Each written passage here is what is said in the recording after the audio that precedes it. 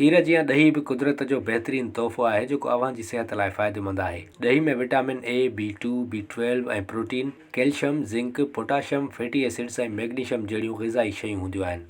ॾही एंटीऑक्सीडेंट तौरु कमु कंदी आहे जेका फ्री रेडिकल्स मां थींदड़ खल जी खुश्की खे रोकींदी आहे। ॾहीअ जो कैल्शियम खल जे सेल्स जी पैदावार खे वधाईंदो आहे। ॾही में मौजूदु ज़िंक सोज जे असरनि खे घटि करे थी ऐं खल खे सिज जे नुक़साननि खां बचाए थी। ॾही में मौजूदु लैक्टिक एसिड खल जी खुश्क ऐं मुअल सेल्स खे ख़तमु करण में मदद करे थो, जंहिंसां खल हमवार थी वेंदी आहे। ॾही खुश्क ऐं फिकी खल खे चमकाए छॾींदी आहे, जंहिंसां उमिरि वधण जूं अलामतूं ऐं खल ते गुंज बि ख़तमु थी वेंदा आहिनि। ॾही कुदरती एंटी फंगल ऐं एंटी बैक्टीरियल एजेंट आहे जेको मोहीड़ा ख़तमु करण में मदद करे थो। ॾही में प्रोबायोटिक्स मोहीड़ा पैदा कंदड़ बैक्टीरिया जी वाध वेझ खे रोकींदा आहिनि ऐं खल जो साड़ो बि ख़तमु कंदा आहिनि। हिकु प्याली में 2 चमचा ॾही ऐं 1 चमचो माखी मिलायो। इन पेस्ट खे चेहरे ऐं कंध ते सुठे नमूने लॻायो ऐं 20 मिंटनि ताईं लॻल रहण ॾियो। पोइ पंहिंजे चेहरे खे आम पाणीअ सां धोई वठो। जेकॾहिं अव्हां चाहियो त हिन पेस्ट खे वेझण खां अॻु बि चेहरे ते लॻाए सघो था।